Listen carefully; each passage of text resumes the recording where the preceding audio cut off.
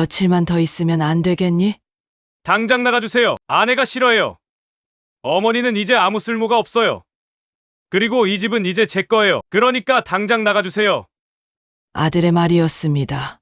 아들이 엄마에게 어떻게 저런 말을, 아들을 위해 살아온 지난 시간들이 이렇게 무너지는 걸까요? 새벽 공기가 차를 에이는 날에도 절에 올라 아들을 위해 기도했죠. 어둠이 채 거치지 않은 마당에서 향을 피우고 3,000배를 올리던 그 간절함에 하루가 되고 그 하루가 모여 100일이 되도록 빌어온 시간들이, 그렇게 품어 키운 아들이 어느 날 제 어미의 가슴에 못을 박았습니다. 가슴을 치고 통곡할 일이 아닐까요? 정희는 흐느껴 앉아 눈물만 흘렀습니다. 어머니는 이제 쓸모가 없어졌어요. 상가 리모델링해서 사시면 되잖아요. 그 말 한마디가 100일의 절보다 더 무겁게 가슴을 찍어 누릅니다. 3,000번. 이 말을 찢던 그 마룻바닥이 차라리 덜 아팠습니다. 내가 잘못 키웠구나. 내가 덜 참았나. 내가 더 품었어야 했나. 어미는 끝내 제 탓을 먼저 합니다. 자식은 날카롭게 돌아서도 어미의 마음은 여전히 아이 쪽으로 기웁니다. 참으로 어리석고도 질긴 사랑입니다. 서울 강남 50억 아파트. 아들은 그 집을 상속받았다. 그리고 어머니에게 남겨진 건 경기도 후미진 곳의 낡은 상가 하나. 그런데 문이 열리자 아들의 얼굴이 굳어버렸어요. 도대체 상가 안에 뭐가 있었길래 아들은 그 자리에서 주저앉아 버렸을까요? 겨울비가 잔잔히 내리던 날이었어요. 경기도 남양주 하늘은 낮게 가라앉아 있었고 바람은 낡은 상가 골목 사이를 천천히 돌아 나왔습니다. 그 골목 중앙에 한 여인이 서 있었어요. 검은 한복 치마 저고리를 여미고 손에는 열쇠 하나, 한쪽 손에는 작은 여행 가방 하나. 그게 전부였습니다. 이름은 김정희. 70살. 3주 전 남편을 떠나보낸 여인. 그리고 바로 어제 70세 생일날 아들에게 쫓겨났습니다. 아들의 차가운 말 한마디마디가 귓가에 맴도는 듯 했어요. 아직도 가슴이 서늘해집니다. 손에 쥔 열쇠를 바라보면서 정희는 새어나오는 한숨을 삼켰어요. 그런데 말이죠. 이 열쇠가 단순히 낡은 점포문을 여는 열쇠가 아니었다면요.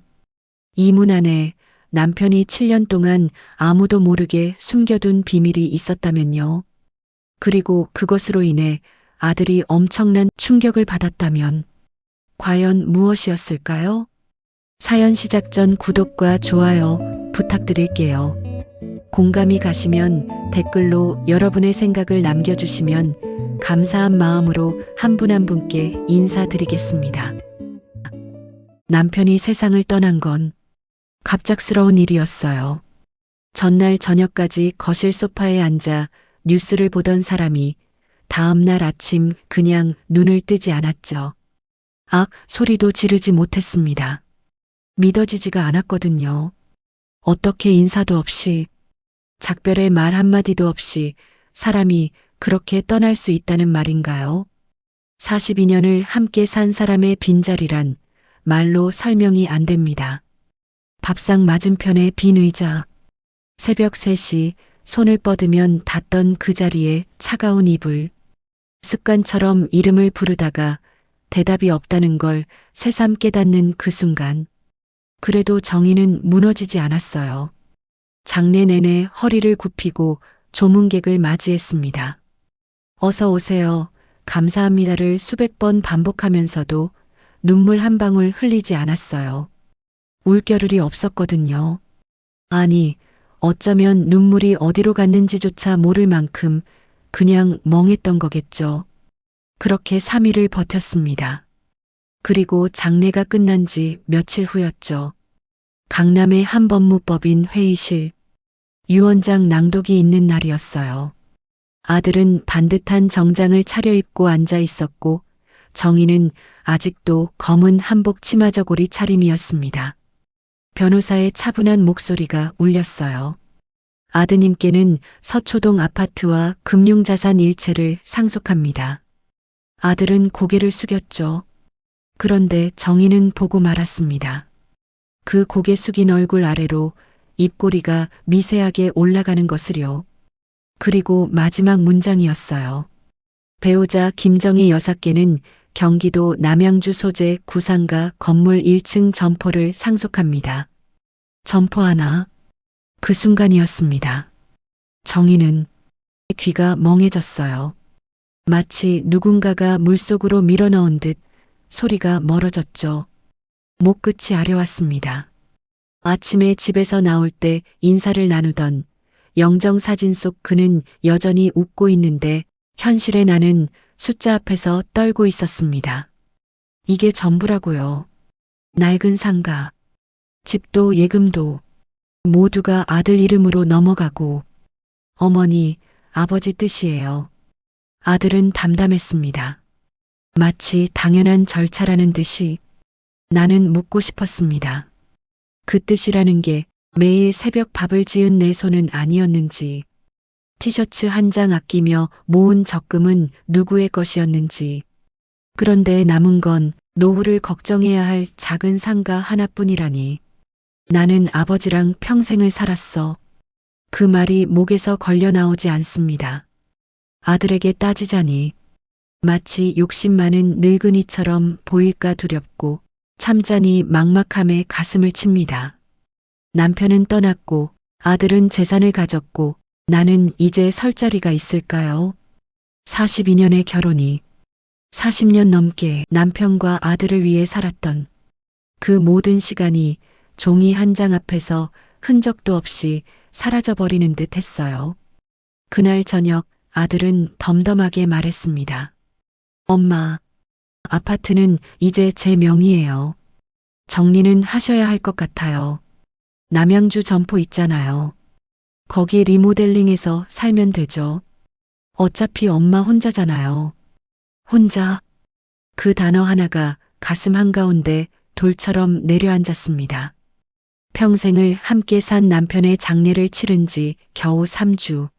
아직 몸 어딘가에는 향 냄새가 은은히 남아 있었고 손에 쥔 열쇠 하나가 차갑게 손바닥을 눌렀습니다. 집을 나오기 전 정희 씨는 장식장 위 남편의 사진 앞에서 멈췄어요. 미소를 잃지 않은 채 그 자리에 있는 그 사진.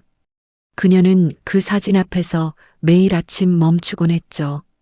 여보, 오늘도 잘 다녀올게요. 습관이란 참으로 무섭죠. 사람이 떠나도 그 자리에 그대로 남아있으니까요. 그런데 그날은 달랐습니다. 더 이상 그 집에 머물 수 없는 날이었거든요. 그렇게 정희 씨는 작은 여행 가방 하나를 들고 집을 나왔어요. 화려한 짐이 아니었어요. 옷 몇 벌, 세면도구, 남편과 찍은 사진 한 장. 서랍을 열다가 손이 멈췄죠. 남편이 즐겨 쓰던 낡은 볼펜이 하나 들어 있었거든요. 한참을 바라보다가 그것도 가방 속에 넣었습니다. 42년의 결혼 생활이 작은 여행 가방 하나에 다 들어갔어요. 현관문 앞에서 잠시 멈췄습니다. 42년을 들락날락하던 그 문. 수백 번도 넘게 열고 닫았을 그 문이 그날따라 처음 보는 것처럼 낯설었죠. 문이 닫히는 소리가 유난히 크게 울렸습니다. 남양주로 향하는 길은 한산했어요. 퇴색한 간판들, 굳게 닫힌 셔터들이 줄지어선 낡은 골목. 재개발 이야기가 수년째 오가다 그냥 멈춰버린 시간이 정체된 듯한 곳이었습니다. 낡은 상가 앞에 섰을 때 정희 씨는 발걸음을 멈췄어요. 이게 내가 받은 전부인가? 주름진 손가락으로 열쇠를 끼우는데 금속이 부딪히는 소리가 골목 안에 쓸쓸하게 울렸습니다. 그 소리가 어찌나 크게 들리던지 철컥 문이 천천히 열렸어요. 10년은 열리지 않은 듯한 낡은 문이 덜컹거리며 천천히 열렸습니다. 손전등을 켜고 안으로 한 걸음 들어섰어요. 그 순간 정희 씨의 인생이 다시 시작되고 있었습니다. 하지만 그때의 정희 씨는 아무것도 알 수가 없었죠. 낡은 평상, 오래된 간판, 먼지 쌓인 선반들.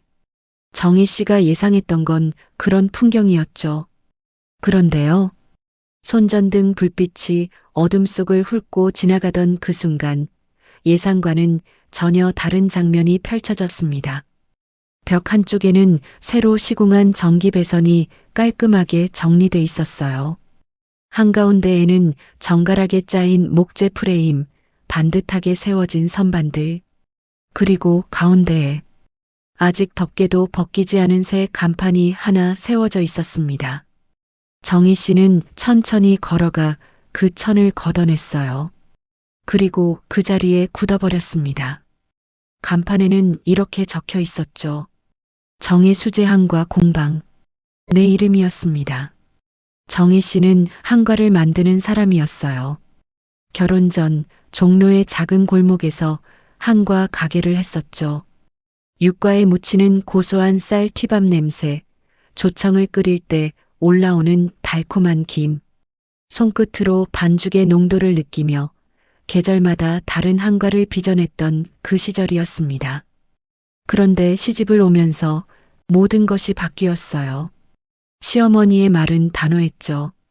여자는 집안일이 먼저다. 그 뒤로 정희 씨의 손은 밀가루 대신 기저귀를 만지게 됐고 조청 대신 남편의 양복을 다리게 됐습니다. 한과 공방의 문은 닫혔어요. 그리고 정희라는 이름도 조금씩 사라져갔죠. 누구의 아내, 누구의 며느리, 누구의 엄마. 그것이 정희 씨의 이름이 된 지 어느새 42년이었습니다. 스스로도 잊고 살았어요. 아니, 꺼내지 않았던 거죠. 꺼내면 아플 것 같아서. 꺼내봤자 소용없을 것 같아서. 그런데 지금 그 이름이 간판 위에 버젓이 새겨져 있었습니다. 손이 떨렸어요. 눈시울이 달아올랐죠. 목끝이 아려왔습니다. 간판 아래에는 점포 계약서가 놓여 있었어요. 정희 씨는 그것을 천천히 집어들었습니다. 서류를 넘기는 손이 아까보다 훨씬 더 떨렸어요. 계약서 마지막 장 아래 작은 메모 한 장이 붙어 있었죠. 남편의 필체였습니다. 꾹꾹 눌러 쓴 그 낯익은 글씨. 봉투 위에는 딱 두 글자. 정희에게. 45년 전 처음 연애 편지를 받았을 때와 똑같은 그 글씨였어요. 정희 씨는 그 메모를 들고 점포 바닥에 천천히 주저앉았습니다. 아무도 없었어요. 들어줄 사람도 잡아줄 사람도. 메모를 열었습니다. 당신은 원래 장사꾼 기질이 있었어. 이제는 당신 이름으로 살아. 정희 씨는 그 자리에 오래오래 앉아 있었어요. 그러고 보면 남편은 알고 있었던 겁니다. 아내가 어떤 사람이었는지, 무엇을 포기하고 살아왔는지, 그 마음 어딘가에 아직 꺼지지 않은 불씨가 있다는 것을요. 아파트도 금융자산도 아들에게 준 건 아내를 내치려 한 게 아니었어요. 아내를 아들의 집에서 꺼내려 했던 거였죠. 거기 있으면 평생 누군가의 짐이 될 것이다. 차라리 내 이름으로 서 있을 자리를 마련해 주마. 그것이 남편이 마지막으로 아내에게 줄 수 있었던 선물이었습니다. 정희 씨의 뺨 위로 처음으로 눈물 한 줄기가 흘러내렸어요. 장례식 때도 나오지 않던 그 눈물이 곰팡이 냄새 가득한 낡은 점포 안에서 비로소 흘렀습니다. 정희 씨는 천천히 창문을 열었어요. 차갑고 서늘한 바람이 들어왔습니다. 먼지가 흩날렸죠. 정희 씨는 그 바람을 그대로 느끼며 왠지 시원해졌어요. 아들은 말했어요. 엄마는 이제 아무 쓸모 없다고. 이 나이에 뭘 하겠냐고. 정말 그럴까요? 전통은 쉽게 사라지지 않습니다. 손끝이 기억하는 반죽의 감촉은 세월이 흘러도 지워지지 않아요. 나이는 몸에 흔적을 남기지만 손이 익힌 기술까지 빼앗아가진 못하죠. 정희 씨는 주름진 손을 내려다봤습니다. 이 손으로 아이를 키웠고 밥을 지었고 남편의 마지막을 배웅했어요. 그리고 이 손은 언젠가 조청을 끓이고 반죽을 빚었던 손이기도 합니다. 그 기억은 아직 살아있어요. 이제 정희 씨는 누군가의 짐이 아닙니다. 누군가의 그늘도 아니에요. 자기 이름을 근 간판 아래에서 다시 설 수 있습니다. 70살 생일에 생각해보면 우습기도 하죠. 사람이 70이 되어서야 자기 이름을 되찾다니요. 하지만 늦은 꽃도 꽃입니다. 봄에 피는 꽃이 아름답다면 차가운 바람 속에서 피어난 꽃은 더 오래 기억되죠. 정희 씨는 간판을 다시 한번 올려다봤습니다. 정의 수제항과 공방. 내 이름. 오래도록 잊고 살았던, 그러나 사라진 적 없었던 이름이에요. 이 이름으로 다시 시작입니다. 이른의 봄이 지금 막 열리고 있습니다. 우리 주변에도 이런 분이 계실지 모릅니다. 평생을 누군가를 위해 살다가 이제야 자신의 이름을 찾으려 하는 분이요. 늦지 않았습니다. 당신의 이름은 아직 살아있어요. 정희 씨는 천천히 첫 번째 천을 걷어냈어요. 먼지가 풀썩 일어날 줄 알았습니다. 오래된 창고니까요. 당연히 그럴 거라 생각했죠. 그런데 아무것도 날리지 않았어요. 천 아래에서 모습을 드러낸 것은 낡은 고물 더미가 아니었습니다. 윤이 반짝이는 전통 목가구였어요. 붉은 오칠이 깊게 스며든 반다지, 섬세한 자개 문양이 박힌 장롱, 그리고 공간 중앙에는 유리 진열장 안에 가지런히 놓인 백자 다랑아리 하나. 정희 씨는 숨을 삼켰어요. 여보, 당신이 이런 걸 모았다고요? 42년을 함께 살면서 남편은 골동품에 관심이 있다고 한 번도 말한 적이 없었어요. 주말마다 지방에 볼 일이 있다며 나가던 날들이 떠올랐죠. 정희 씨는 그저 친구들 만나 바둑을 두는 줄로만 알았습니다. 그 주말들이 이런 시간이었구나. 두 번째 천을 벗겼어요. 고려청자로 보이는 매병이었습니다. 은은한 비취색이 손전등 불빛에 젖어들었어요. 문외 아닌 정희 씨도 알 수 있었죠. 이건 동네 골동품점에서 볼 수 있는 물건이 아니었습니다. 세 번째 천 아래에는 오래된 서화들이 보관 상자에 담겨 있었어요. 족자에 붙은 낙관과 인장이 선명했습니다. 각 작품 옆에는 가죽 파일이 하나씩 놓여 있었고 그 안에는 감정서와 거래 내역, 보험 평가서가 빠짐없이 정리돼 있었어요. 정희 씨는 나지막이 속삭였습니다. 이게 다 뭐예요? 벽 한쪽 스위치를 켜자 천장에 매립된 조명이 부드럽게 켜졌어요. 그제야 공간 전체가 눈에 들어왔습니다. 겉으로는 허름한 상가 건물이었지만 내부는 달랐어요.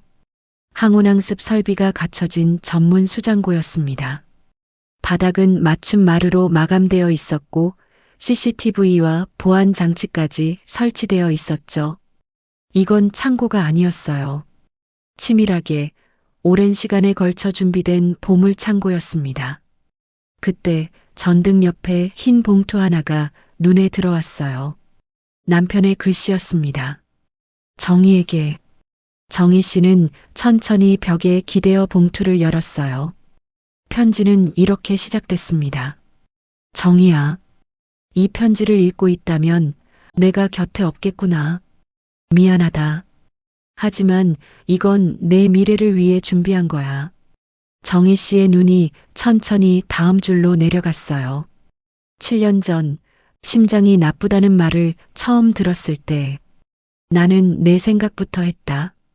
내가 없어지면 너는 어떻게 되는가? 나는 내가 걱정할까봐 자세히 말하지 않았어. 대신 준비를 시작했다.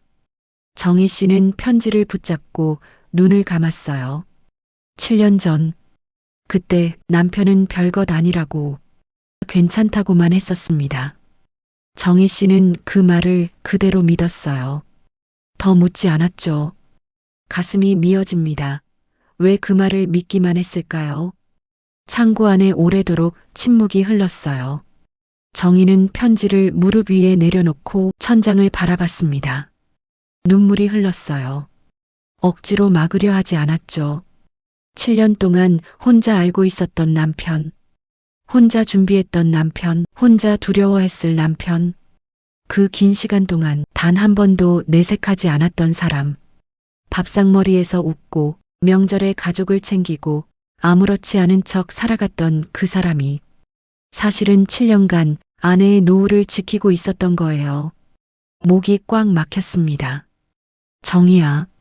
42년 만에 남편은 그녀를 아내도 어머니도 아닌 그 이름으로 불러주었어요. 단지 그것만으로 가슴이 무너졌습니다. 편지는 이어졌습니다. 아들에게 아파트와 예금 대부분을 남긴 이유를 묻고 싶겠지. 나도 수없이 고민했다. 하지만 지난 몇 년간 나는 우리 아들이 변하는 걸 봤다. 능력은 있지만 마음이 점점 메말라가는 걸. 그가 내 의견을 가볍게 여기는 걸 내가 모를 거라 생각했겠지만 나는 다 듣고 있었어. 엄마는 잘 몰라. 그 말이 내 마음을 얼마나 상하게 했는지도. 정희 씨의 손이 떨렸어요. 목끝이 아려왔습니다. 남편은 알고 있었던 거예요. 곁에 있으면서도 보이지 않는다고 생각했는데 다 듣고 있었습니다. 다 보고 있었죠.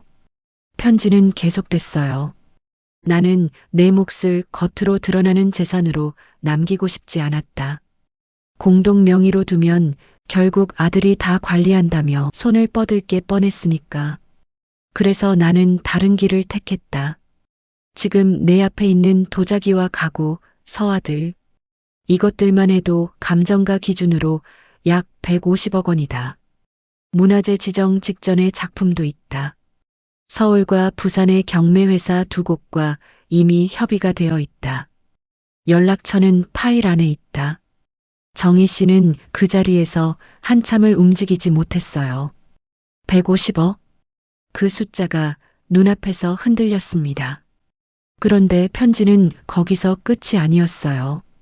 하지만 그게 전부가 아니다. 우리가 결혼 30주년에 갔던 안동 하회마을 사진 뒤를 봐라. 비밀번호는 우리 혼례 날짜다. 정희 씨는 천천히 벽에 걸린 액자를 내렸어요. 한복을 곱게 차려입고 나란히 웃고 있는 두 사람. 정희 씨는 손끝으로 사진 속 남편의 얼굴을 한번 쓸었습니다. 그러고는 혼례 날짜를 입력했어요. 딸깍. 작은 금고가 열렸습니다. 안에는 두툼한 서류철과 USB 몇 개가 들어 있었어요. 표지에는 이렇게 적혀 있었죠. 김정의 자산 목록, 제주 감귤 농장 지분, 전주 한옥스테이 건물 2채, 성수동 상가 건물, 국채, 배당주, 비상장 지분 투자. 정희 씨는 마지막 장을 넘겼어요. 합계 금액을 보는 순간 숨이 멎는 것 같았습니다. 손이 떨렸어요. 눈앞이 흐려졌죠. 눈물인지 뭔지 알 수 없는 것이 뺨을 타고 흘러내렸어요. 남편은 편지 끝에 이렇게 적어두었습니다. 상속은 돈을 나누는 일이 아니라 사람을 드러내는 일이다. 아들에게는 시험을 남겼다. 너에게는 선택을 남긴다. 그가 내게 도리를 다한다면 내가 판단해 일부를 나눠도 된다. 하지만 그렇지 않다면 이 재산은 내 방패다. 누구의 눈치도 보지 않고 살 수 있는 자유다. 정희야, 너는 평생 누구의 아내, 누구의 엄마로 살았지. 이제는 내 이름으로 살아라. 정희 씨는 한참을 그 자리에 주저앉아 있었어요. 몇 시간 전만 해도 쓸모없다는 말을 듣고 집을 나왔습니다. 작은 여행 가방 하나를 끌고 이 낡은 골목 앞에 홀로 서 있었죠. 아들은 자신이 알짜를 받았다고 생각했겠지요. 번듯한 서초동 아파트, 금융자산 일체, 눈에 보이는 것들이요. 하지만 진짜 알짜는 겉으로 번쩍이는 아파트가 아니었습니다. 다음 날 아침 정희 씨는 점포한 작은 사무실에서 눈을 떴어요. 샤워실과 간이 주방이 갖춰져 있었습니다. 그리고 옷장 안에는 정희 씨 사이즈로 준비된 새 옷 몇 벌이 걸려 있었어요. 남편은 아내가 당분간 이곳에서 지낼 것까지 알고 있었던 겁니다. 겉은 낡은 상가, 속은 단단한 준비. 남편의 바램대로 정희 씨는 달라지기로 했습니다. 천천히, 그러나 분명하게. 처음엔 서류를 보는 것조차 두려웠어요. 숫자가 빼곡한 계약서 앞에서 한숨을 쉬었죠. 그래도 포기하지 않았습니다. 변호사를 만나고 자산 구조를 배우고 임차인과 직접 전화를 했어요. 전화 한 통이 끝나고 나서 소파에 한참을 앉아 있었습니다. 아주 작은 일이었어요. 전화 한 통. 그런데 눈가가 왜 그렇게 뜨거워졌는지 평생 누군가의 결정에 따라 살았던 사람이 처음으로 자기 이름으로 결정을 내린 순간이었으니까요. 그렇게 하나씩 정리를 해가기 시작했죠. 정희 씨는 서류에 적힌 번호로 전화를 걸었어요. 김 여사님이시죠? 연락 기다리고 있었습니다. 낮고 차분한 목소리였어요. 국내 굴지의 경매사 소속 감정사라고 자신을 소개했죠. 2시간 뒤 단정한 한복 차림의 중년 여성이 도착했습니다. 흰 장갑을 끼고 작품 하나하나를 살피며 천천히 고개를 끄덕였어요. 남편분 안목이 대단하시네요. 이런 구성은 쉽지 않습니다. 정희 씨는 조용히 물었어요. 이게 정말 그 정도 가치가 있나요? 감정사는 단호하게 말했습니다. 네. 그리고 앞으로 더 오를 가능성이 큽니다. 그녀가 돌아간 뒤 정희 씨는 혼자 서류를 다시 펼쳐봤어요. 제주 감귤 농장, 전주 한옥스테이, 성수동 상가, 배당주 포트폴리오. 치밀하게 설계된 구조였습니다.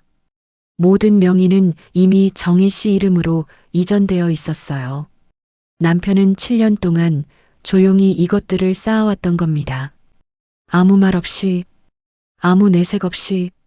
그때 휴대전화가 울렸어요. 아들이었습니다. 엄마 어디세요? 왜 이렇게 연락이 안 돼요? 목소리엔 걱정보다 짜증이 먼저였어요. 난 괜찮다. 아파트에 남은 짐은 언제 가져가요? 내일부터 인테리어 들어와요. 빨리 비워야 합니다. 정희 씨는 잠시 눈을 감았어요. 언제 가면 되겠니? 내일 아침 9시 전이요. 오후엔 미팅이 많아서요. 알겠다. 갈게. 전화를 끊자 마음이 이상하게 맑아졌습니다. 정희 씨는 곧장 상속 전문 변호사와 세무사에게 예약 연락을 넣었어요. 더 이상 감정에 끌려다니지 않기로 했죠. 이제는 머리로 움직일 시간이었습니다. 다음 날 아침이었어요. 정희 씨는 새로 준비된 네이비색 한복 저고리에 단정한 바지를 입었습니다. 머리도 정갈하게 묶었어요. 초라하게 나가지 않겠다고 스스로에게 약속했죠. 8시 50분. 서초동 아파트 문 앞. 아들이 문을 열었어요. 휴대전화를 귀에 댄 채였습니다. 왔네요. 박스는 방에 놨어요. 9시 반에 디자이너 와요. 집안은 벌써 달라져 있었어요. 벽에 가족 사진은 내려져 있었고 남편의 서재는 비워져 있었습니다. 오래된 마호가니 책상 대신 번쩍이는 유리 책상이 놓여 있었죠. 정희 씨는 집안을 둘러보며 조용히 물었어요. 이 집 리모델링 할 거니? 네. 같이 올려야죠. 지금 시세 좋잖아요. 1, 2년 안에 팔 생각이에요. 우리 집이 투자 상품이 되어 있었습니다. 42년을 살았던 공간이, 남편이 저녁마다 뉴스를 보던 소파가, 정희 씨가 밥을 짓고 상을 차리던 부엌이, 이제 그것들은 시세와 매각이라는 단어로 대체되어 있었어요. 정희 씨는 박스를 열었습니다. 남편의 책들, 즐겨 쓰던 만년필, 오래 입어서 팔꿈치가 다른 카디건. 아들은 무심히 말했어요. 시계랑 커프스는 제가 갖고요. 나머지는 필요하면 가져가세요. 아니면 정리할 거예요. 정리. 그 단어가 가슴 어딘가에 걸렸습니다. 남편의 흔적들을 정리라는 말 한마디로 묶어버리는 것이 마음에 걸렸지만 정혜 씨는 아무 말도 하지 않았어요. 조용히 물건을 고르기 시작했습니다. 엄마, 좀 빨리 하면 안 돼요? 어차피 둘 데도 없잖아요. 정혜 씨는 그를 바라봤어요. 있다. 둘 곳. 아들은 비웃듯 어깨를 으쓱했습니다. 그래요? 어디요? 남양주 점포요? 정혜 씨는 대답하지 않았어요. 대신 서재문간에 서서 말했습니다. 잠깐 집 좀 둘러보고 가도 되겠니? 42년을 살았으니까. 아들은 시계를 보더니 고개를 끄덕였어요. 빨리만 하세요. 그는 휴대전화를 들며 엘리베이터 쪽으로 사라졌습니다. 정희 씨는 거실을 천천히 걸었어요. 창밖으로 한강이 여전히 흐르고 있었습니다. 유유히 아무 일도 없다는 듯이 이곳에서 남편과 웃었어요. 다투었고 화해했죠. 아이를 키웠고 남편을 배웅했습니다. 이제는 텅 빈 공간만 남아 있었어요. 그 작은 일상들이 얼마나 소중했는지를 새삼 느낍니다.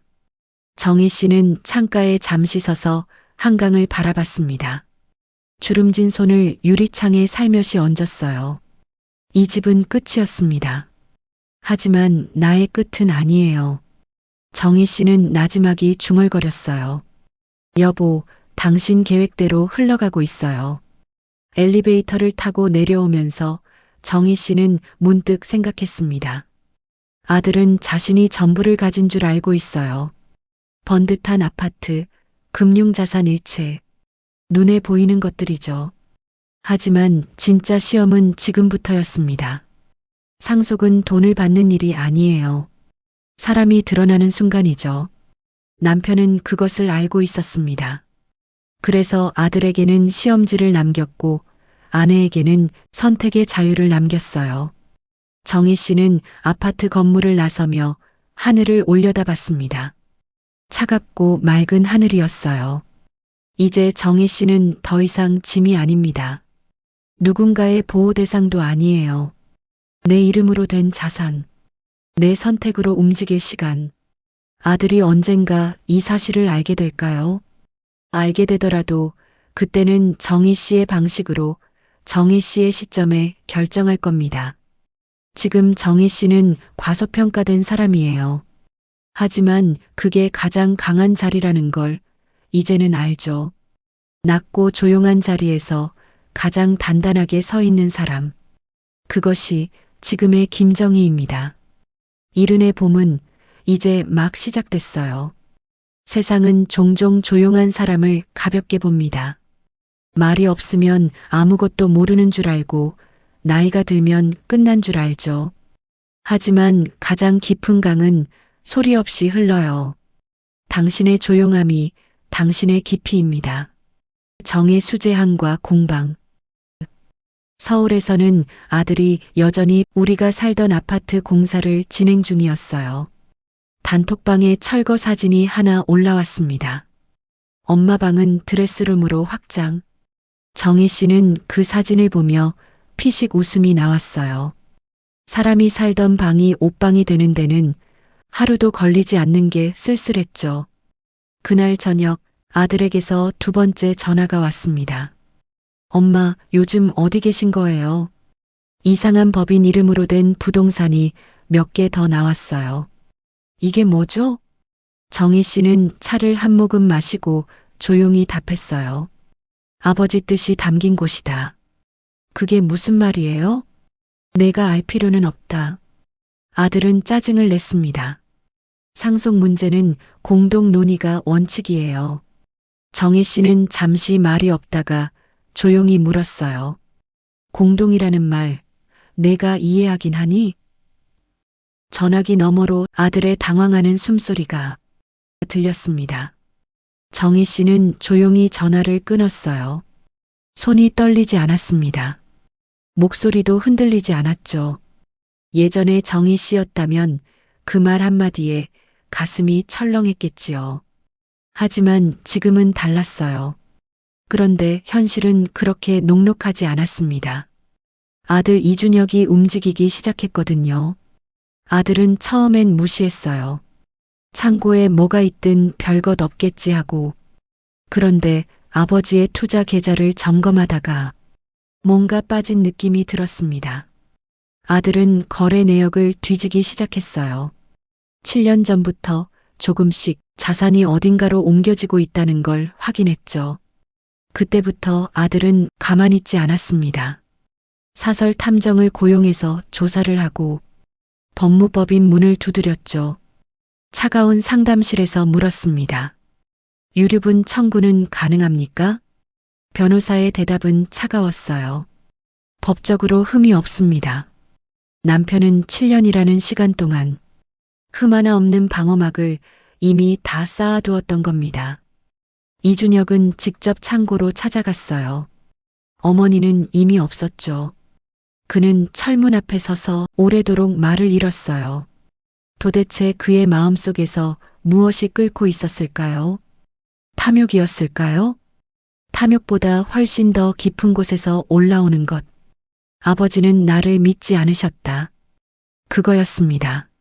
능력 있는 아들로, 자랑스러운 아들로 평생 인정받고 싶었는데 아버지의 마지막 선택이 그것을 산산이 부숴버린 것 같았죠.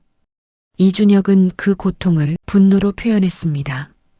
어쩌면 그건 평생 그래왔던 방식이었는지도 몰라요. 분노가 행동이 되기 시작했어요. 집으로 돌아온 그날 밤, 준혁은 잠을 이루지 못했습니다. 천장을 바라보며 이를 악물었어요. 아버지는 평생 내가 잘 되길 바란다고 했으면서 결국 마지막에 나를 이렇게 대했단 말인가. 주먹이 쥐어졌습니다. 이불을 걷어찼죠. 억울했어요. 분했습니다. 그리고 무엇보다 창피했어요. 사업 파트너들이 알면 어떡하나. 지인들이 알면 어떡하나. 능력 있다고 잘 나간다고 어깨를 펴고 살았는데 아버지가 죽는 순간까지 자신을 믿지 않았다는 게 너무 억울하고 창피했습니다. 준혁은 결심했어요. 이대로 있을 순 없었죠. 첫 번째로 한 일은 어머니가 선임한 변호사 사무실에 전화를 하는 것이었습니다. 목소리는 낮았지만 안에서 분노가 치솟고 있었어요. 변호사 양반, 우리 아버지 생전에 불법으로 자산을 빼돌린 거 아닙니까? 제가 고발할 수도 있습니다. 변호사는 담담하게 받아쳤죠. 법적으로 완벽한 구조입니다. 고발하셔도 됩니다. 저는 준비가 되어 있어요. 전화가 끊겼습니다. 준혁은 휴대폰을 책상 위에 던졌어요. 벽을 향해 욕이 터져 나왔습니다. 조용한 사무실에서 45살 남자가 혼자 분노로 떨고 있었습니다.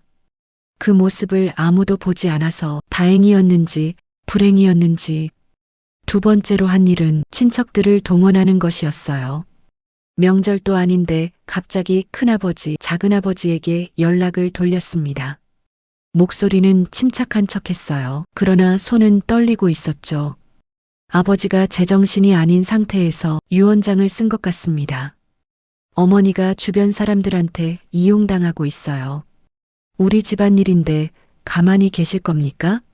처음엔 친척들도 고개를 끄덕였어요. 그런데 막상 변호사를 통해 서류를 확인하고 나서는 하나둘 조용해졌습니다. 누군가는 오히려 이준혁에게 말했죠. 준혁아, 그만해라. 내 아버지가 얼마나 꼼꼼한 사람인지 우리가 모르냐. 이건 내가 이길 수 있는 싸움이 아니야. 이준혁은 더 감정이 격해졌습니다. 그리고 혼자 중얼거렸어요. 다들 어머니 편이구나. 아버지가 만들어 놓은 세상에서 나만 혼자 서 있구나. 그 외로움이 분노로 다시 바뀌었습니다. 외로울수록 더 공격적이 되는 사람이 있죠. 이준혁이 바로 그런 사람이었어요. 세 번째가 가장 심각했습니다. 그는 어머니가 이사간 남해안 단독주택 주소를 알아냈어요. 사설 탐정을 통해서였죠. 탐정에게 돈을 건네면서도 준혁은 스스로에게 말했습니다. 이건 어머니를 걱정해서 하는 거야. 어머니가 잘못된 사람들한테 이용당하고 있으니까 내가 보호해드려야 해. 그렇게 믿고 싶었던 거예요. 하지만 속으로는 알고 있었을 거예요. 그게 걱정이 아니라 통제라는 걸. 어느 날 저녁 정희 씨가 마루에 앉아 바다를 바라보고 있는데 초인종이 울렸습니다. 문을 열었더니 아들 준혁이 서 있었어요. 그런데 혼자가 아니었습니다. 옆에 낯선 남자 둘이 함께였죠. 준혁은 최대한 부드러운 표정을 지으려 했어요. 그러나 눈빛은 감추지 못했습니다. 초조함, 긴장감, 그리고 여전히 꺼지지 않은 분노.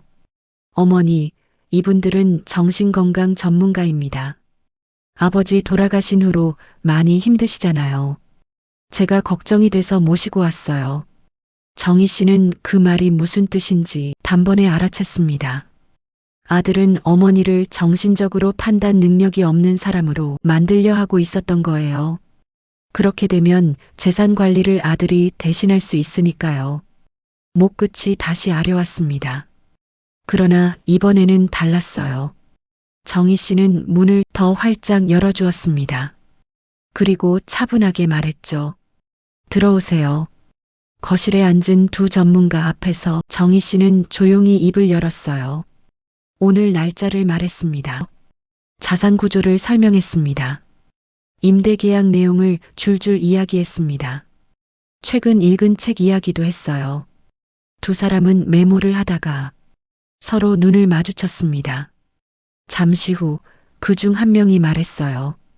어머님은 아무 문제가 없으십니다. 준혁의 얼굴이 굳어졌어요. 귀가 빨개졌어요. 손이 무릎 위에서 꽉 쥐어졌죠. 어떻게 이럴 수가 있어? 어떻게 이 상황에서도 저렇게 태어날 수가 있어? 분노가 치밀었지만 표현할 수가 없었습니다. 자신이 데려온 전문가들 앞에서 자신의 계획이 무너지는 걸 그냥 지켜볼 수밖에 없었어요. 정희 씨는 아들을 바라봤어요. 화를 내지도 않았습니다. 소리를 지르지도 않았죠. 그저 조용히 말했어요. 준혁아, 엄마는 내가 이렇게까지 할 줄은 몰랐다. 그 말 한마디가 어떤 고함보다 더 크게 울렸습니다. 준혁의 눈이 흔들렸어요. 순간적으로 뭔가를 말하려 했지만 목소리가 나오지 않았습니다. 어렸을 때 잘못을 저지르고 어머니 앞에 섰을 때 그 느낌이었어요. 그때도 어머니는 소리를 지르지 않았거든요. 그냥 바라봤죠. 그 눈빛 하나로 모든 말을 대신했던 어머니였어요. 준혁은 두 사람과 함께 조용히 문을 나섰습니다. 계단을 내려오면서 그의 눈가가 붉어졌어요. 그러나 그것도 곧 분노로 바뀌었습니다. 아직 끝나지 않았어. 그는 그렇게 중얼거렸어요. 자존심이 허락하지 않았거든요. 그날 밤 정희 씨는 변호사에게 전화를 했습니다. 접근 금지 가처분 신청 해야 할 것 같아요. 변호사는 잠시 침묵하다가 말했죠. 잘 결정하셨습니다. 전화를 끊고 나서 정희 씨는 한참을 창가에 서 있었어요. 파도가 잔잔하게 일렁이는 바다를 보며 눈물이 흘렀어요. 아들을 향한 눈물인지, 자신을 향한 눈물인지, 아니면 남편을 향한 눈물인지, 그녀 자신도 알 수 없었습니다. 다만 한 가지는 알았어요. 남편이 왜 이렇게까지 준비해뒀는지를 남편은 알고 있었던 겁니다. 아들이 어디까지 갈 수 있는지를. 그래서 7년을 준비했던 거예요. 법적으로, 구조적으로 완벽하게 아내 혼자서도 버틸 수 있도록. 준혁은 그 후로 한동안 연락이 없었습니다. 가처분 신청서를 받아든 날 그는 자신의 사무실 의자에 앉아 오래도록 그 서류를 바라봤다고 해요. 어머니의 이름으로 날아온 법원 서류. 그제야 뭔가가 가슴 깊은 곳에서 무너지기 시작했습니다. 탐욕이 무너진 게 아니었어요. 오만이 무너진 거였죠. 설마 어머니가 나한테 이렇게까지 하겠어? 그 설마가 산산이 부서진 겁니다. 준혁은 그날 밤 처음으로 아버지 사진을 꺼내봤습니다. 액자 속 아버지는 웃고 있었어요. 그 웃음이 원망스러웠습니다. 그런데 오래 바라볼수록 이상하게도 눈물이 났어요. 분노가 아니라 슬픔이었습니다. 아버지, 나는 그렇게 믿을 수 없는 아들이었습니까?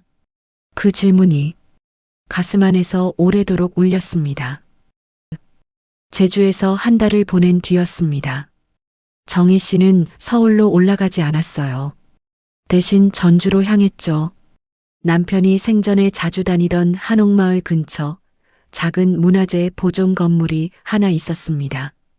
남편 명의가 아니라 사단법인 명의로 등록된 곳이었어요. 서류를 다시 꼼꼼히 들여다보지 않았다면 절대 알 수 없었을 이름이었죠. 건물 현판에는 이렇게 적혀 있었습니다. 연화서원. 정희 씨는 그 앞에서 잠시 멈춰 섰어요. 남편은 평생 사업을 하면서도 검소한 사람이었습니다. 사치라곤 모르던 사람이었죠. 그런데 이런 전통 한옥 서원을 직접 매입해서 복원까지 해두었다니요. 그것도 7년 전부터요. 안으로 들어서자 마루 냄새가 났어요. 오래된 나무의 묵직하고 따뜻한 냄새였습니다. 기둥은 새로 다듬었지만 일부러 세월의 흔적을 남겨둔 듯 했어요. 안채에는 작은 강연 공간이 있었고 뒤편에는 차를 마실 수 있는 다실이 있었죠. 관리인은 정혜 씨를 보자마자 허리를 깊이 숙였어요. 김 여사님이시죠? 이사장님이 말씀 많이 하셨습니다. 정혜 씨는 고개를 갸웃했어요. 이사장? 고 이병수 이사장님이요. 여기 설립자이십니다.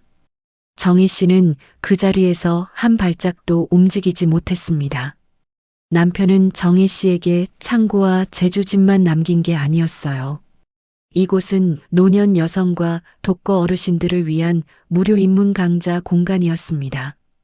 서예, 전통차, 고전 읽기, 그리고 매달 한 번씩 상속과 재산에 관한 교육 강의.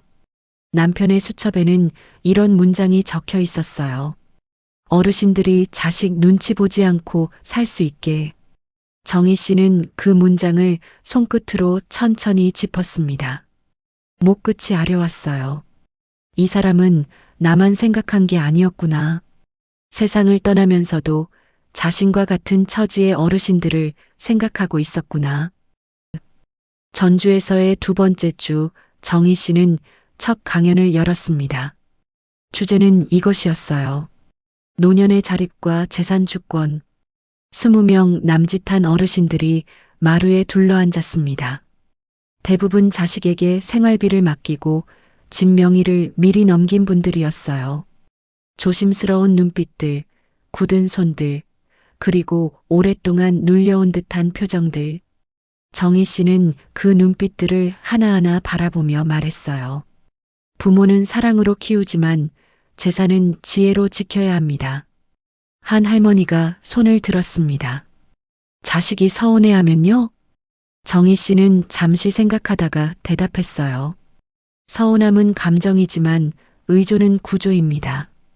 감정은 풀 수 있어도 구조는 한번 넘기면 되돌리기 어렵습니다. 말을 하면서도 정희 씨는 속이 뜨끔했어요. 나는 그 구조를 넘길 뻔했으니까요. 아무 말 없이 그냥 아들 집에 눌러 살 뻔했으니까요. 마루 위로 햇살이 길게 드리워졌습니다. 기둥 사이로 바람이 조용히 지나갔어요. 정희 씨는 그 바람을 느끼며 남편이 왜 이곳을 만들었는지 비로소 알 것 같았습니다. 어느 날 오후였어요. 전주 서원으로 낯익은 차 한 대가 천천히 들어왔습니다. 아들이었어요. 생각보다 수척해 보였죠. 그 번듯하던 정장 차림도 아니었습니다. 청바지에 점퍼를 입고 머리도 정돈되지 않은 채로 서 있었어요. 엄마, 왜 이런 걸 하고 계세요? 정희 씨는 마루에 앉은 채 아들을 조용히 올려다봤어요. 아버지 뜻이다. 이게 돈이 돼요?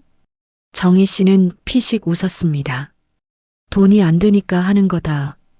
아들은 한동안 말이 없었어요. 마루에 앉아 차를 마시는 어르신들을 바라봤습니다. 차를 따르는 자원봉사자들을 바라봤죠. 복원된 한옥 기둥을, 천장을, 마당을 천천히 둘러봤어요. 이걸 다 엄마가 운영해요? 내 이름으로 신탁이 넘어왔다. 아들의 눈빛이 흔들렸습니다. 계산기를 두드리는 눈빛이 아니었어요. 처음으로 진짜 낯설미 보였죠. 자신이 알던 엄마가 아니라는 것을 그제야 느끼는 것 같았습니다. 정희 씨는 조용히 아들에게 말했어요. 여기서 3개월 봉사해라. 아들은 눈이 커졌습니다. 뭐요? 상속은 시험이라고 했지. 내 아버지가. 아들은 아무 말도 하지 못했어요. 반박하지도 않았고 그렇다고 고개를 끄덕이지도 않았습니다. 그냥 그 자리에 서서 마루를 내려다보고 있었죠. 정희 씨는 더 이상 아무 말도 하지 않았어요. 재촉하지도 않았습니다. 사람은 강요로 바뀌지 않으니까요. 준혁이 다녀간 뒤로 사흘쯤 지났을까요? 이른 아침 마당 감나무의 까치가 요란하게 울었습니다. 불길한 소리라기보다 오래된 집이 마지막 숨을 고르는 소리 같았어요. 정희 씨는 그 소리를 들으며 결심했습니다. 이제 숨겨진 재산을 지키는 일보다 더 중요한 일이 남아 있었어요. 이 집, 이 땅, 그리고 남편이 평생 지켜온 이름을 어떻게 할 것인가. 남편은 전주의 한옥과 차고 몇 채의 상가 건물만 남긴 게 아니었습니다. 고향 마을의 작은 문화재급 고택 한 채를 조용히 사들여 복원해 두었어요. 겉으론 낡은 종갓집이었지만 내부는 완벽히 보수되어 있었죠. 그는 그곳을 마지막 선물이라고 불렀습니다. 그 집은 단순한 부동산이 아니었어요. 우리 집안의 뿌리와 연결된 상징이었습니다. 며칠 뒤 정희 씨는 준혁에게 문자를 보냈어요. 이번 주 일요일, 고택에서 보자. 아버지 이야기를 끝내야겠다. 일요일, 준혁은 정장을 차려입고 나타났습니다. 도심의 빌딩 숲에 익숙한 사람답게 기와 지붕 아래 서 있는 모습이 어색했어요. 반듯한 양복과 낡은 기와가 어딘가 어울리지 않았죠. 여긴 또 뭡니까? 내 아버지가 복원한 집이다. 문화공간으로 쓰려고 했다. 그는 주위를 둘러보며 물었습니다. 이것도 제 명의로 넘어오는 겁니까? 정희 씨는 웃었어요. 씁쓸하지만 단단한 웃음이었습니다. 아니다. 이 집은 재단으로 넘긴다. 재단이요? 내 아버지 이름으로 장학재단을 만들 생각이다. 상가 수익 일부와 고택 운영 수익을 넣어서. 준혁의 얼굴이 굳어졌습니다. 그럼 그 돈은 전부 밖으로 나간다는 겁니까? 전부는 아니다. 내 생활에 필요한 건 충분하다. 내 목도 이미 있다. 하지만 더 있었잖아요. 그의 목소리가 낮게 떨렸어요. 왜 제게 기회를 안 주는 거예요? 정희 씨는 천천히 마루에 앉으며 말했습니다. 기회는 이미 여러 번 있었다. 준혁은 말을 잇지 못했어요. 한참 침묵이 흐른 뒤 정희 씨가 조용히 입을 열었습니다. 내가 유언장 읽던 날 나를 어떻게 대했는지 기억하니? 준혁은 고개를 돌렸어요. 그냥 저는 화가 나 있었어요. 화가 나면 부모를 집에서 내쫓아도 되나? 침묵이 내려앉았습니다. 바람이 대청마루를 조용히 스쳐 지나갔어요. 정희 씨는 그 바람을 느끼며 말을 이었습니다. 아버지는 내가 돈을 잘 벌어서가 아니라 사람을 어떻게 대하는지 보셨다. 상속은 숫자가 아니다. 책임이다. 그 순간이었어요. 아들 준혁이 갑자기 힘이 빠진 듯 주저앉았습니다. 정장 바지가 마루에 닿는 것도 신경 쓰지 않은 채로요. 전 아버지한테 인정받고 싶었습니다. 그 한마디가 오래된 문을 열었어요. 정희 씨는 그 말을 가만히 들었습니다. 반박하지도 않았고 다그치지도 않았어요. 한참 만에 조용히 말했습니다. 그래서 더 많이 갖고 싶었구나. 준혁은 대답하지 않았어요. 하지만 눈가가 붉어져 있었습니다. 정희 씨는 준비해온 서류를 꺼내 내밀었어요. 여기 2가지 안이 있다. 첫 번째는 재단 설립에 동참하는 것이었습니다. 운영위원으로 참여하되 보수는 받지 않는 조건이었죠. 2번째는 자기 몫만 가지고 각자 살아가는 것이었어요. 추가 분배는 없는 조건으로요. 재단에 참여하면 정희 씨가 덧붙였습니다. 내가 책임을 배운다고 믿을 때 차고의 유물 일부를 내게 넘길 수 있다. 준혁은 한참 서류를 내려다봤어요. 조건부군요. 조건이 아니라 과정이다. 그는 천천히 한숨을 쉬었습니다. 아버지는 끝까지 시험을 남겼네요. 정희 씨는 고개를 저었어요. 시험은 내가 만든 거다. 해가 기와 지붕 뒤로 천천히 기울었습니다. 마당 감나무 그림자가 길게 늘어졌어요. 까치는 이미 어디론가 날아가고 없었죠. 그때 준혁이 조용히 입을 열었습니다. 재단, 같이 하겠습니다. 짧은 한마디였어요. 하지만 아침의 목소리와는 달랐습니다. 날이 서 있지 않았어요. 낮고 조금은 가라앉아 있었죠. 정희 씨는 고개를 끄덕였습니다. 그럼 첫 번째 회의는 다음 달이다. 운영 계획은 내가 초안 만들어라. 준혁은 놀란 듯 어머니를 쳐다봤어요. 저요? 경영은 내가 더 잘 알지 않느냐?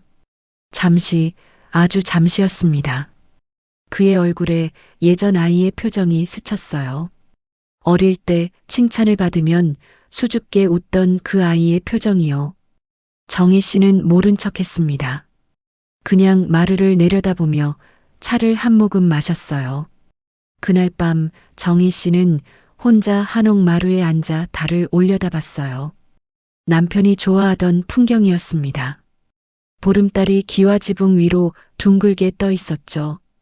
재산은 흩어지면 끝이지만 의미는 이어지면 남습니다. 아들이 진짜로 변할지 또다시 욕심에 흔들릴지는 모르는 일이에요.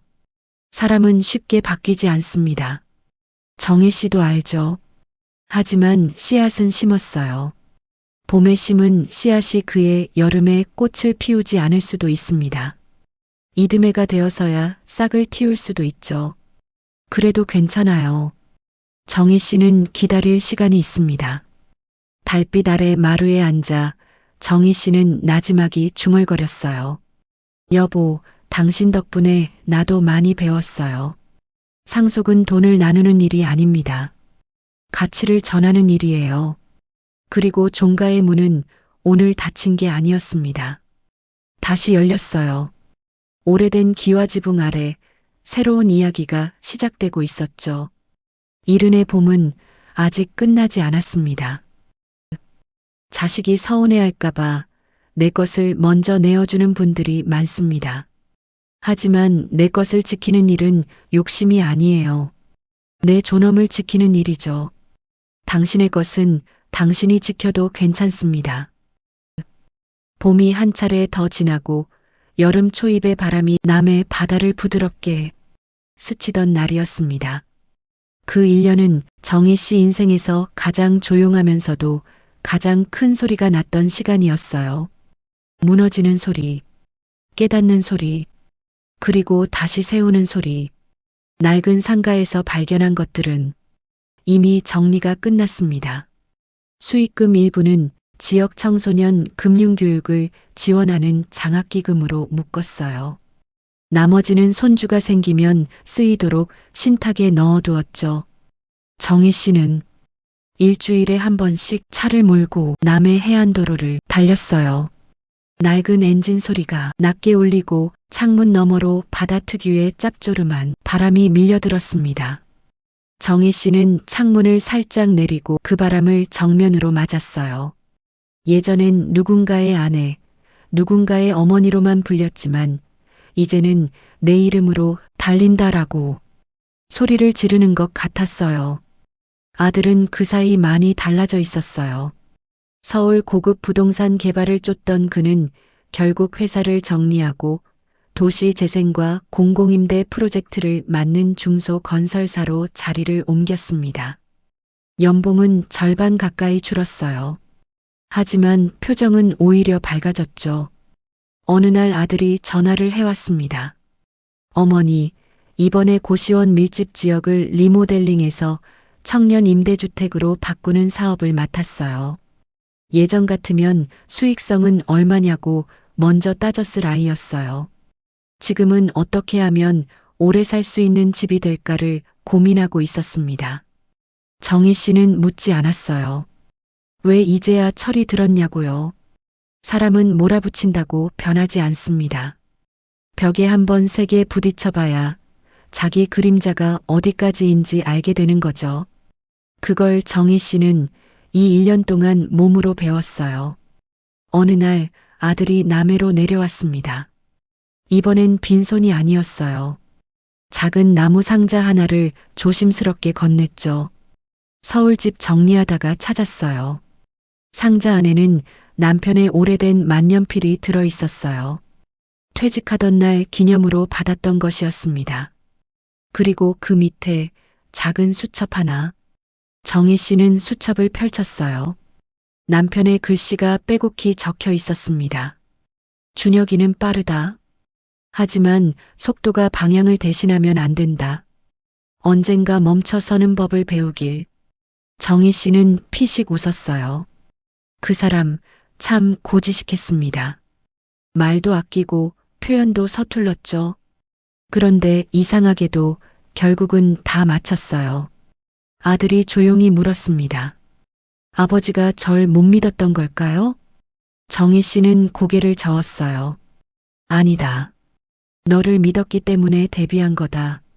믿지 않았다면 아예 맡기지도 않았겠지. 믿음은 방임이 아닙니다. 사랑은 통장 잔고가 아니에요.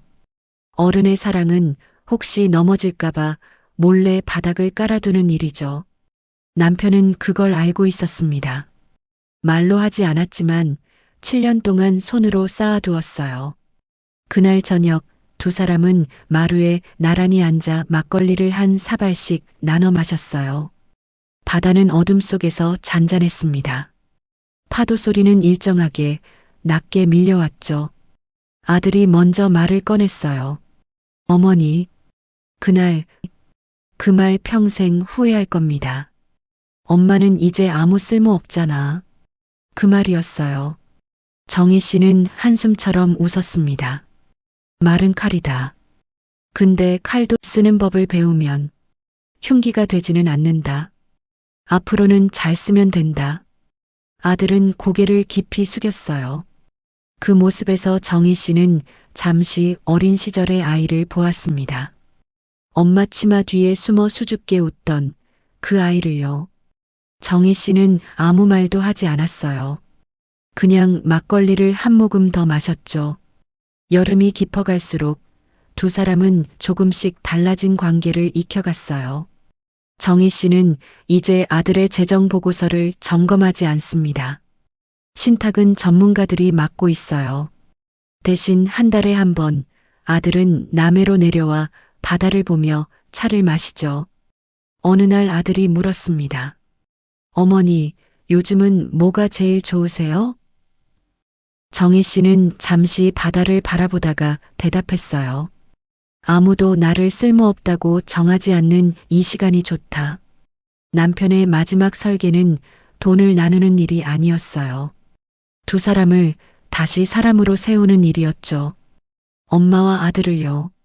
정희 씨는 이제 압니다. 전통이라는 건 무조건 참으라는 뜻이 아닙니다. 어른답게 바로 서라는 뜻이에요. 나이가 들면 사라지는 게 많습니다. 직함도 역할도 곁에 있던 사람도. 그런데 하나는 오히려 또렷해지죠. 내가 누구인지, 내가 무엇을 원하는지. 낡은 상가 열쇠는 단순히 문을 연 게 아니었습니다. 정혜 씨 인생 후반전에 자물쇠를 열어준 겁니다.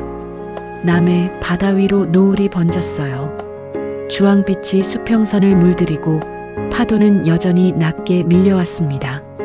자유로운 바람이었죠. 이른의 봄은 지나갔지만 이른의 여름은 이제 막 시작됐어요. 그리고 정희 씨는 아직 지지 않았습니다. 긴 이야기를 끝까지 함께 해주셔서 감사합니다. 혹시 지금 이 이야기가 남의 이야기처럼 느껴지지 않는 분이 계신다면 이것 하나만 기억해 주세요. 당신의 이름은 사라진 게 아니에요. 다만 잠시 덮여 있었을 뿐입니다. 언제든 다시 꺼낼 수 있어요. 이 이야기를 들으시는 모든 분들의 노년이 행복하길 바랍니다.